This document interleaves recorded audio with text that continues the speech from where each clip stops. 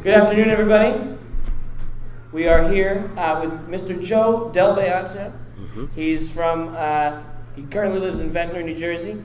So Joe started out on the New Talent Showcase for DC. He'd done some artwork for Hasbro's G.I. Joe toy line. For Marvel, he worked on Sectaurs, Avengers, Inhumanoids, G.I. Joe's Order of Battle, Justice, and Cloak and Dagger. And he owns and operates AC Comics and Graphic Arts Gallery, and he currently teaches comic book art at Ventnor Library in Ventnor, New Jersey. So the first question is, how did you get started at Marvel and in the comic industry? Okay, well, basically, I decided I wanted to get into the industry. So what I did was I put together a sample portfolio of about 4 or 5 pages.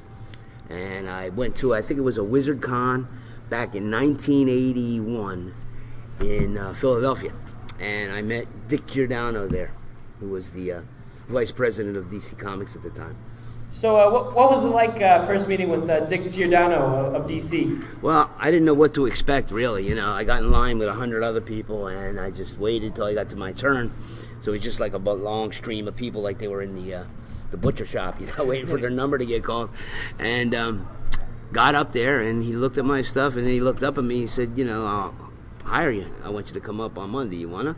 I said, yeah, I'll be there. You must have been pretty flattered. I was pretty flattered, yeah, because I saw a lot of people running, you know, leaving with Kleenexes and crying and stuff, so I must have had something right in the old portfolio. Because you'd gone to the Huston School of Art, yeah? So, yeah, I did that for about a year. But you stopped after the year. So did you ever think when you were leaving the Huston School of Art that you would be working with Dick Giordano? No, not at all. In fact, that's not really a comic book or a cartooning type school. It's basically just a commercial art school. There's none that really exists as far as what I do, you know, in the comic book art line, except for like one school up in North Jersey called the Kubert School, and that wasn't even in play at the time, so there was really nowhere to go unless you apprenticed for another artist. That was basically the only way you could learn the comics, you know, the ropes, so to speak. And so in the 80s, moving on, you were known as the toy guy. So what were some of the things that you had worked on? Okay, well, basically after I got my first couple of assignments from Dick Giordano, was at I think the title was New Talent Showcase. Then I met the other editors up at DC and did some work for them. I got Atari Force. That was my first book in the actual DC universe. And then started doing the toy line. I did Mask for them. Oh yeah, you brought some drawings. So here, yeah. Okay, here's an original art page from the Mask comic. Now you might say, well, doesn't look like a comic book. This is the size we work. We all work at this size. It's 11 by 17. Everything we do is in black and white line. It's colored later on. The copies are actually colored. So the original art is never really colored per se. And this is what it looks like. Then at the end of the couple months down the road after they print the book, most companies will return the artwork to the artists. So that's how we wind up with it, you know, for conventions and for resale or what have you. But that's what it looks like pretty much.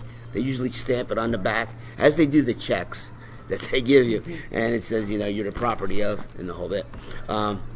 These are some things that I do now. I did the original dossier book for G.I. Joe also, and this was like every character at the time that was coming out in 3 3/4, and that's what these look like. That's what these were.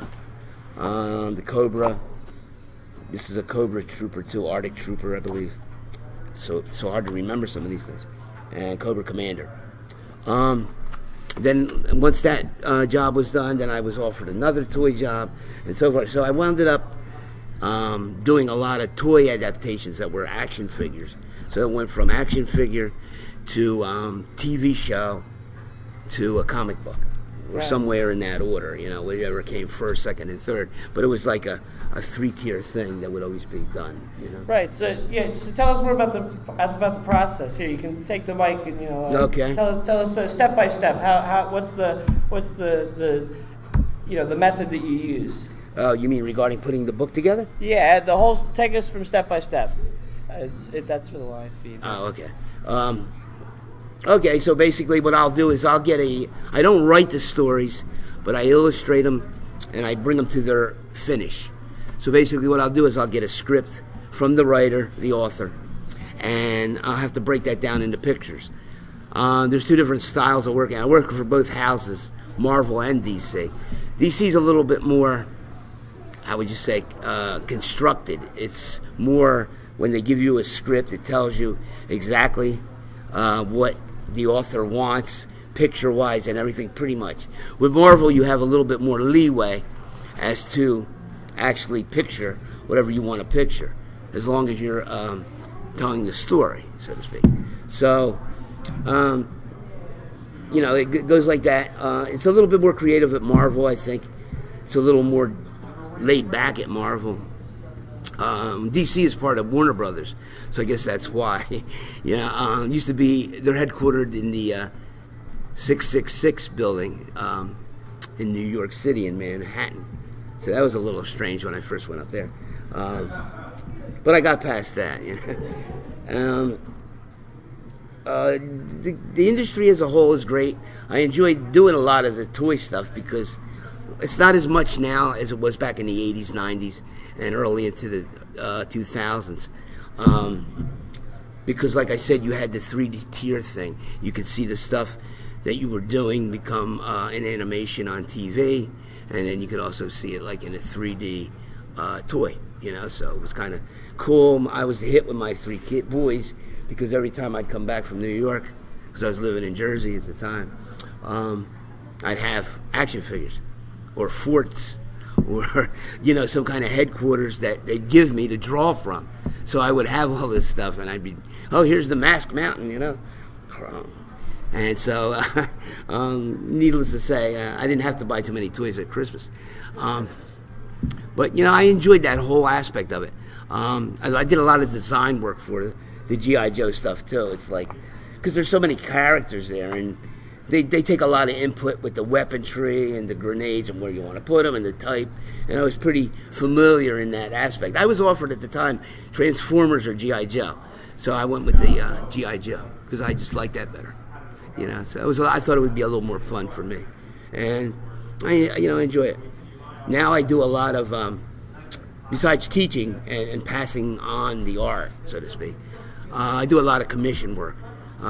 Pretty well known in Singapore, France, and all, because a lot of this stuff like Sectors, Mask, it's like still really big there. They really go crazy trying to collect it, and they love it there. So it's very alive. So just try to keep that going, and we do the regular conventions in the local areas, and New York Comic Con, of course. But I guess all those different artists are associated with some property, be it X-Men, G.I. Joe, Fantastic Four, or whatever. I'm just happy I went. At the time when I took it, I was not that crazy about it, to be honest with you. It's like you never know what you got. It's like, gee, I wish I would have gotten Fantastic Four or something like that. But then as the years went on, I said, you know what? I have so much to remind people of what I did, and I'm like so much part of their childhood. Like if I just took the regular comic book characters like X-Men or something like that, that's where it died. It died in the book, pretty much. If you collected the comic, you knew who it was. But if you were a kid in America, you knew who G.I. Joe was. Because you saw the stuff on TV. You saw the toys. So it was, I get that all the time. It's like, man, you're like so much responsible for my childhood, And I said, I can't bail you out of jail, but I'm glad that I was helpful in that aspect. So did that part. So before we open it up for audience questions, what do you think of the first Coleco Expo this year? Oh, very good. It's a very good first step. I think you're going to do good as you continue and get it out there. People will know you're here and all. Yeah, we definitely are hoping to, maybe in future years, have this be an annual thing. But for the first festival, I definitely think that this is we're off to a good start. You got to walk before you run, right? Yeah, absolutely. Absolutely. Doing a great job. But the guys that put it together are great people. The two Chris's, I know them pretty good. And the staff they got working, excellent professionals. So I know you'll do good, and people will find out about it. Absolutely. So does anybody in the audience have any questions? Nothing at all? I can see your minds are labored with thought. You're thinking of questions to ask our beloved guest, Mr. Joe Delbeato. Do you collect comics at all? Anybody collect? No, not at all. Have any interest in art, per se? Art at all? No. Okay. Well, Did you draw? I'm sorry, you were late, so I missed the introduction. That's okay. Did you draw the comics is what you drew? Yes. You took the storyline and drew all the Yeah, here's one of the pages, the interior pages of the comic book. Yeah. And you drew that whole thing? Mm-hmm. Yeah, and then we have like, they do like little dossier books or encyclopedias or whatever. So you have like the character, what it looks like, the main shot, and then like who it is and what he does, his specialty, and so forth. So he wasn't created the action figure. Most. Did they ever come to you for like advice? A lot of what the GI Joe crossed over, that they would say, like for instance, here's a good one. Did you know Rocky Balboa was a GI Joe? See, I drew that up and everything. It was ready. It was actually printed in the comic, or some of them anyway. Then it was recalled because Stallone went against the contract, and then he wanted more money because he said, I got Rambo coming out now, so they're going to do my toy. I forget the company that had it. Was it Coleco? It might have been, or Remco, or one of them had the Rambo toy. So he said, what are you going to give me more money? So he tried to, bamboozle Marvel, but they told him to cut him loose. So actually, there was a few thousand issues that got out with the drawing that I did of Rocky Balboa. And the figure was made up. I have the figure. It's not painted, though. It's just in flesh tone. So he's got the gloves on. It resembles him a little bit, He's got the trunks, the boxing trunks. So there's only been like 3 real G.I. Joe people. There was Sergeant Slaughter. There was Stallone, if you count him. And the Refrigerator Perry. So I did an illustration for them, the trio together. It was kind of cool that I did that. So we want to thank our guest speaker, Mr. Joe Delbeato. Delbeato. So, thank you so much. Thank you, sir.